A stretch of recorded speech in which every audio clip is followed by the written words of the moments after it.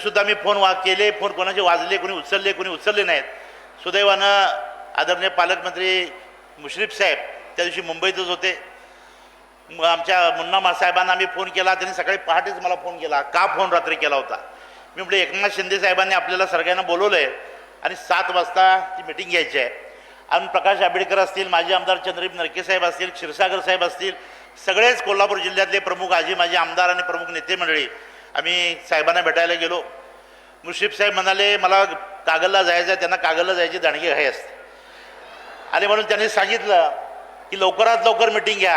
आता मुख्यमंत्र्यांना मी कसं सांगणार, पहाटे 5 वाजेपर्यंत मुख्यमंत्री जागे असतात आणि ते झोपले की पहाटे 5 वाजता अजितदादा उठतात. हा सगळं विषय तुम्हाला माहिती आहे. आणि मग त्यांनी सांगितलं की मला लवकर भेटायचं आहे, 5 वाजता आपण त्यांना भेटूया. मी म्हटलं साहेब विचारून येतो. मी गेलो तर सांगितलं CM साहेब 5 नंतरच भेटणार आहेत. साहेबांच्याकडे गेलो आणि 5 वाजता भेटूया म्हणून सांगितलं.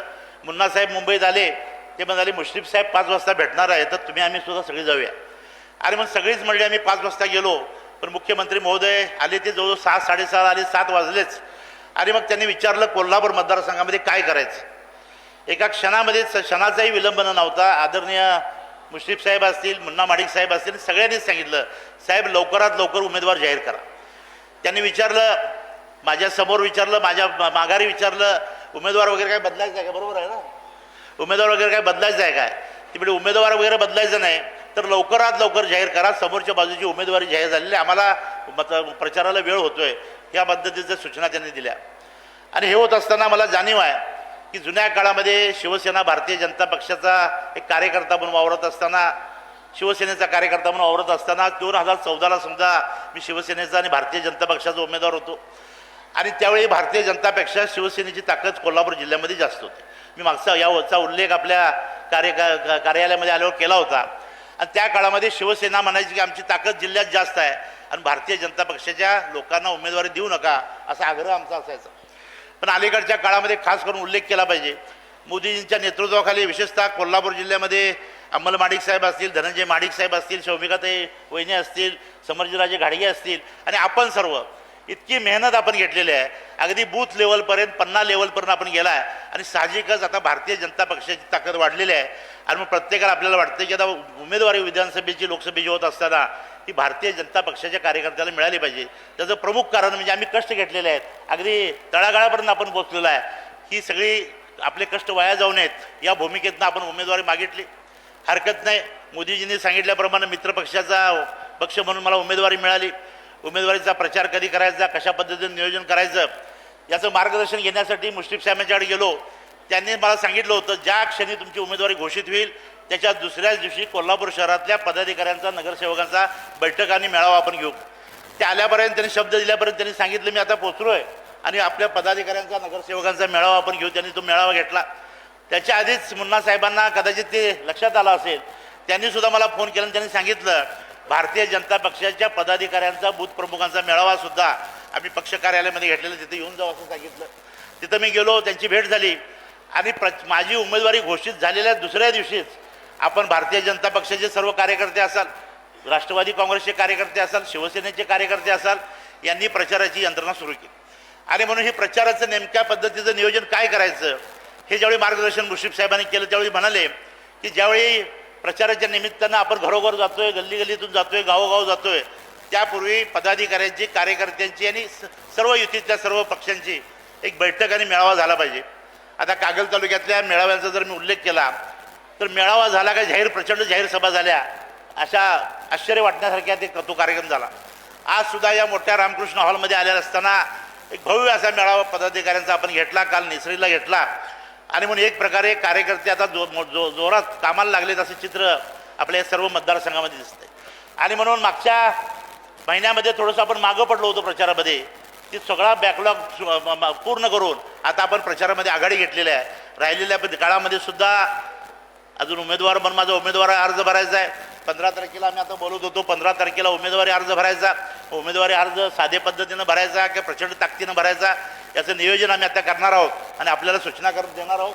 या उमेदवारी अर्ज भरायला सुद्धा मोठ्या संख्येनंच असंच उपस्थित राहावं हे निमंत्रणसुद्धा या आजच्या कार्यक्रमाच्या निमित्तानं आपल्याला देतो. आणि या निमित्तानं कोल्हापूर जिल्ह्यामध्ये ज्या अनेक विकासाच्या योजना झाल्या, विशेषतः दक्षिण मतदारसंघामध्ये झाल्या, त्याचाही उहापोह थोडक्यामध्ये करण्याचा प्रयत्न मी करेन. का अजून मुश्रीफ साहेब बोलायचे आहेत, मुन्ना साहेब बोलायचे आहेत. पण या विभागामध्ये काम करत असताना गेल्या 5 वर्षामध्ये अनेक अडचणी आल्या, त्याचासुद्धा जरूर उल्लेख मला या निमित्तानं करावा लागेल. त्यामध्ये 2.5 वर्षाचा कालखंड हा लोकसभेचा माझा जर गृहीत धरला तर पहिल्याच वर्षी कोल्हापूर जिल्ह्यामध्ये अतिवृष्टी झाली, पूर आले.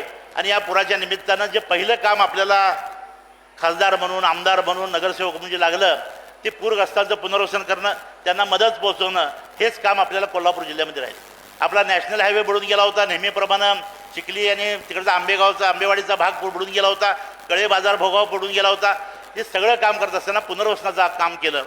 आणि ज्यावेळी लोकसभेची निवडणूक झाली, त्या लोकसभेच्या निवडणुकीच्या वेळी शिवसेना आणि भारतीय जनता पक्षाची आज आहे तशीच युती होती आणि तीच युती पुढे राहील अशा पद्धतीचं चित्र होतं. त्यानंतरच्या 1-2 महिन्यामध्ये विधानसभेच्या निवडणुका झाल्या. विधानसभेच्या निवडणुकीमध्ये सुद्धा भारतीय जनता पक्ष आणि शिवसेना युती होती. 105 आमदार भारतीय जनता पक्षाचे आले, शिवसेनेचे जवळजवळ 55 आमदार आले. आणि साहजिकच लोकांना वाटत होतं की यामुळं आता भारतीय जनता पक्ष आणि शिवसेनेचं सरकार या राज्यामध्ये येणार. पण घडलं वेगळंच. त्यावेळीचे आमच्या पक्षाचे नेते उद्धवसाहेब ठाकरे यांनी निर्णय बदलला आणि महायुती तोडली आणि महाविकास आघाडी या राज्यामध्ये जन्माला आली. महाविकास आघाडीचे ते मुख्यमंत्री झाले. साहजिकच शिवसेनेमध्ये काम करणाऱ्या आमच्या सगळ्या कार्यकर्त्याला आनंद वाटला. आमचा माणूस आता मुख्यमंत्री झाला आहे, आता विकास कामांना कुठली अडचण येणार नाही. खासदार म्हणून खासदार फंड तर आहेच, पण त्याच्याबरोबर राज्य सरकारच्या विविध फेडकडून आपल्याला पैसे मिळणार आहेत आणि त्या निमित्तानं आपल्या विभागामध्ये चांगलं काम करता येईल हा आशावाद आमच्यासमोर होता. पण हळूहळू शासन पुढं सरकत होतं, दिवस जात होते आणि उद्धव साहेबांच्याकडे खासदार म्हणून, आम्ही आमदार म्हणून काही असतील हे विकासाच्या योजनांची मागणी करत होतो. उद्धव साहेबांना राजकारण लक्षात येत नव्हतं. आता भाषणामध्ये ते पट्टा येत आहेत, पण अनेक वर्ष मुंबईत घालवल्यानंतर आम्हाला अनेक वेळा भेटणार, अरे तुम्हाला काय पाहिजे आहे साहेब, आमच्या मतदारसंघामध्ये निधी पाहिजे. किती निधी पाहिजे आहे तर ग्रामीण भागासाठी असा पाहिजे, तांडा वस्तीसाठी पाहिजे, डोंगरी विकासमधनं पाहिजे. ते म्हणायचे ते काय नाही, तुम्हाला कोल्हापूर शहरासाठी निधी मिळेल. अहो साहेब म्हटलं माझं एक शहर आहे आणि राहिलेली 938 गावं आणि वाड्या वस्तीचा जर अभ्यास केला तर 1200 गावं येतात. या प्रत्येक वाड्या वस्तीला मला निधी मिळाला पाहिजे ही मागणी आम्ही करत असायचं. पण उद्धव साहेबांची ही बाब ही काही लक्षात यायची नाही. या उलट त्यावेळेचे असलेले ग्रामविकास मंत्री मुश्रीफ साहेब मात्र भरभरून निधी आपल्या मतदारसंघामध्ये असं आणायचे, राष्ट्रवादीच्या कार्यकर्त्यांना द्यायचे आणि कार्यक्रमाचा प्रमुख पाहुणा मीच असायचो. दरवेळी आम्ही भाषण करायचं, मुश्रीफ साहेबांना आणलेल्या फंडातल्या प्रचाराचा या विकास कामांचा नारळ मी वाढवतोय. माझ्या मात्र मनामध्ये खंत असायची, माझ्या विकासाचा निधी माझा मुख्यमंत्री असताना सुद्धा मिळत नाही, ही खंत माझ्या मनामध्ये असायची. खासदार फंडाचा उपयोग करायचं मी ठरवलं, काही गावामध्ये त्याचं नियोजन केलं. पण त्यावेळी शिवसेना भारतीय जनता पक्षाबरोबरच नवीन एक लचांड मी अंगावर घेतलं होतं, आपलं ठरलंय. आणि म्हणजे आपलं ठरलंयचा पैरा फेडण्यामध्ये माझी पहिली 2.5 वर्ष मुन्नासाहेब सगळी गेली. एवढे दिवस त्यात गेले की अजून सुद्धा आमच्या मित्रांना अजून आमच्यावर उपकाराची ओझं आहे का काय असं वाटायला लागलं. मी आता उल्लेख जर केला तर किती त्यांच्या उपकाराचं ओझं फेडलंय हे तुमच्या या निमित्तानं लक्षात येईल. आणि म्हणून त्यांनी मदत केली होती, ज्यांनी मदत केली त्यांची पूर्णपणानं उतराई करणं हा मंडलिकांचा धर्म आहे.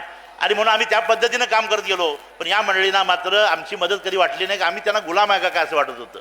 आणि म्हणून एखादा खासदार झाला, आपल्या विचाराचा एखादा महापौर झाला, आपल्या विचाराचा एखादा सहकारी संस्थातला कोणतरी पदाधिकारी झाला तर त्यानं गुलाम म्हणून राहायचं आणि आपल्या हजेरी द्यायला आदनामधनं अजिंक्य दराला यायचं. या पद्धतीचा आमच्या मित्रांचा कारभार, ते आम्ही काही केलं नाही. आणि या कारकिर्दीमध्ये काम करत असताना आदरणीय उद्धव साहेबांच्याकडे आम्ही मागण्या करत होतो. आणि मागण्या केल्यानंतर काही दिवसानं या राज्यामध्येच नव्हे तर देशामध्ये नव्हे तर जगामध्ये कोरोना आला. आणि कोरोना आल्यानंतर तर या राज्याचं देशाचं विकासाचं कामच थांबलं. आमचे मुख्यमंत्री त्यावेळेचे उद्धवसाहेब ठाकरे म्हणायचे सोशल डिस्टन्सिंग ठेवा, आपलं घर माझे घर माझे कुटुंब. आणि ते भेटायचे नाहीत. अनेक वेळा मुश्रीफ साहेब त्यावेळी मंत्री होते, ते म्हणायचे अहो तुमचा मुख्यमंत्री आम्हाला भेटतच नाही. साहेब बरोबर आहे ना, मुख्यमंत्री आम्हाला भेटतच नाही. आता आम्हाला ऐकून घ्यायला लागायचं आमचा मुख्यमंत्री आणि भेटत नाहीत म्हणायचे आणि ते भेटायचे सुद्धा नाहीत. आणि मग अशा सगळ्या परिस्थितीमुळे आमदार असतील खासदार असतील यांना आपल्या नेतृत्वापासून लांब जातो ही भावना झाली. आणि साहजिकच कुठेतरी मनामध्ये होतं की आता काहीतरी बदल झाला पाहिजे. निमित्त होतं राज्यसभेची निवडणूक, मुन्ना साहेबांची निवडणूक झाली. पहाटेपर्यंत आम्ही ते नाट्य बघत बसलो, मुन्ना साहेब कशी निवडून येतात का नाही असं बघत बसलो. मला वाटते पहाटे 5च्या सुमाराला 4च्या सुमाराला निकाल लागला आणि राज्यसभेचे खासदार म्हणून मुन्ना माडिक साहेबांची निवड झाली. आणि दुसऱ्या सकाळी उठून बघतोय तर काही आमदार सुरतला गेले. आम्हाला विचारले, अहो आमदार कुठे गेले तुमचे, प्रकाश आंबेडकर कुठे गेले, हे कुठे गेले, ते कुठे गेले म्हणायला लागले. आम्ही सुद्धा शोधायला गेलो आणि शोधल्यानंतर काही दिवसानंतर गुवाहाटी मार्गे गोवा मार्गे सगळे आमच्या आमदार आले. नवं सरकार स्थापन झालं. आणि हे सरकार स्थापन होत असताना मला या निमित्तानं मुद्दाम सांगितलं पाहिजे की त्यावेळेच्या काळामध्ये एकनाथ शिंदे साहेबांनी बंड केलं असं म्हटलं जातं आहे. त्यांच्याबरोबर सगळे आमदार गेले. 11 खासदारसुद्धा महिन्याभरामध्ये त्यांच्यावर गेले. मी मात्र कोल्हापूरमध्ये उद्धव साहेबांचंच कसं बरोबर आहे या पद्धतीचा मोर्चासुद्धा काढला होता. उद्धव साहेबांची पाठराखण केली होती. आणि मग त्या पाठराखणीनंतर जेव्हा मी दिल्लीला अधिवेशनामध्ये गेलो राष्ट्रपती पदाच्या निवडणुकीच्या निमित्तानं, त्यावेळी हे 11 खासदार मला भेटले. ते म्हणाले, 2.5 वर्ष तुम्ही उद्धव साहेबांच्यावर राहिला, किती निधी तुम्हाला मिळाला विकासाचा? आता मला सांगायला लाज वाटते, पण शहर सोडून, आणि शहरसुद्धा का तर त्यावेळीचे नगरविकास मंत्री हे एकनाथ शिंदे साहेब होते. शहर सोडून फारसा निधी काही मला मिळालेला नाही. आणि मग असंच निष्ठेनं राहिलो तर विकासाची कामं आम्ही करू शकणार नाही. आणि मग यासाठी काय करायचं आहे मला सुचत नाही. ते म्हणजे यासाठी एक मार्ग आहे, एकनाथ शिंदे साहेबांना भेटा. त्यांची भेट झाल्यानंतर तुम्हाला सगळेच मार्ग दिसतील. एकनाथ शिंदे साहेबांना भेटलो. ते म्हणाले, तुम्ही जर आमच्यावर आलात, कारण 12व्या खासदाराची त्यांना गरज होती. 12वा खासदार 18पैकी जर मी गेलो नसतो तर ती फूट घटनात्मक दृष्ट्या टिकली नसती. आणि त्यांचाही आग्रह होता की तुम्ही आमच्याबरोबर आलं पाहिजे. आणि म्हणून त्यांनी मला सांगितलं की तुम्ही आमच्याबरोबर या. मी त्यांना विचारलं, मी तुमच्यावर आल्यानंतर काय करणार? ते म्हणले, किती रुपयाचा निधी तुम्हाला पाहिजे मागच्या काळासाठी?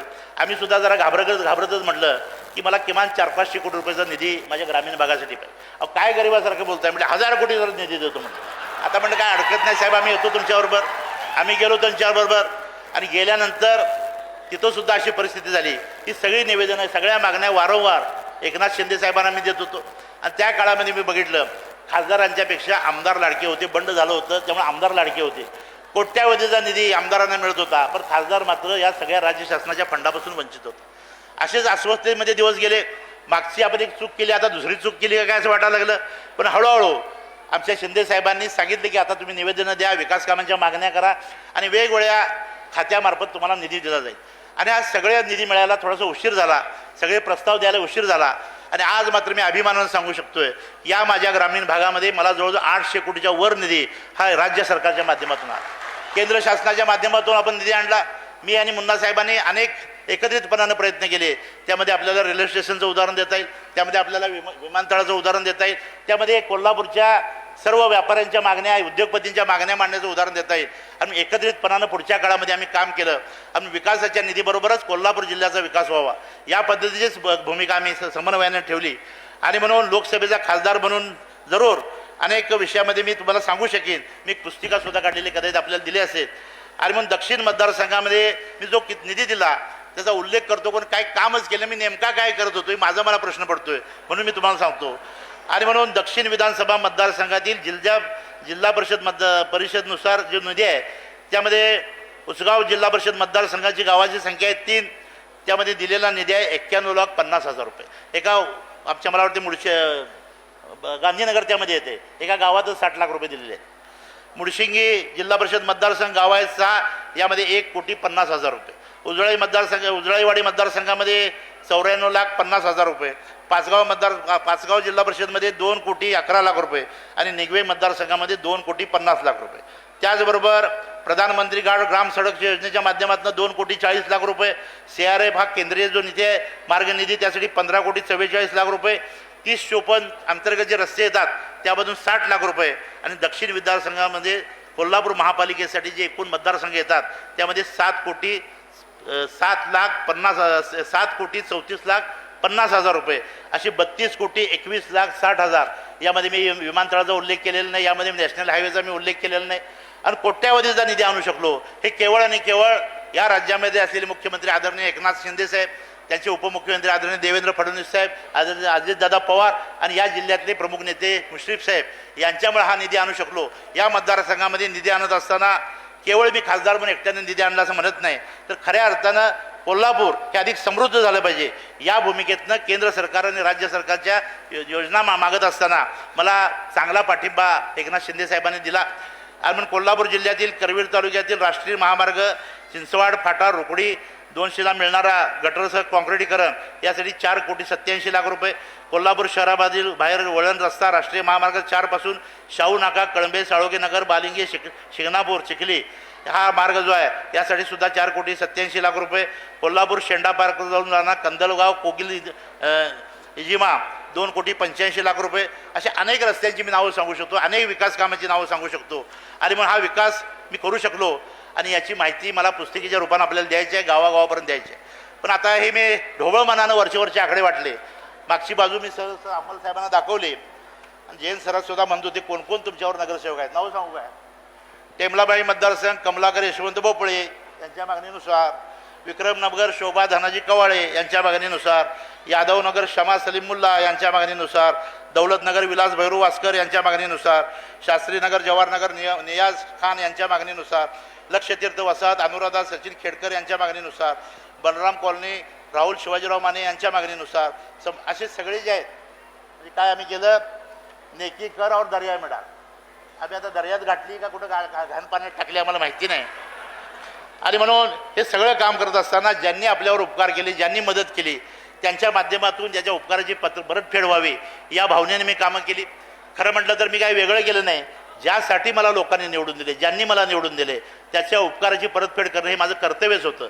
आणि म्हणून ज्या पद्धतीनं आपल्यावर जो उपकार करतो त्याचा पैरा फेडला पाहिजे या भावनेनं तुम्ही आम्ही सगळी मंडळी काम करतो. त्याच पद्धतीनं त्या काळामध्ये माझ्या मित्रांचा पैरा फेडण्याचा मी प्रयत्न केला. पण हे सगळं होत असताना अलीकडच्या काळामध्ये आपण बघितलं की आता नवा गोबेल्स कोल्हापूरमध्ये जन्माला आला. नवा गोबेल्स जन्माला आला आहे. निवडणुकीला उभारायच्या आतच या गोबेल्सनं उठवलं की खासदार कुठं दिसतच नाही. त्याच्या आधी 4 महिने जर आपण बघितलं तर 4 महिने माझं भरभरून कौतुक ते करायचे.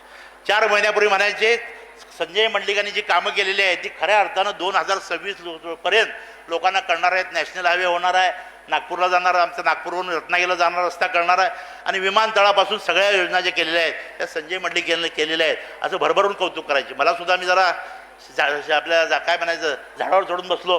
मला सुद्धा वाटलं मला बरंचसं काम झालं आहे, नेते मंडळी आता आमचं कौतुक करायला, ज्यांनी मदत केली कौतुक करायला.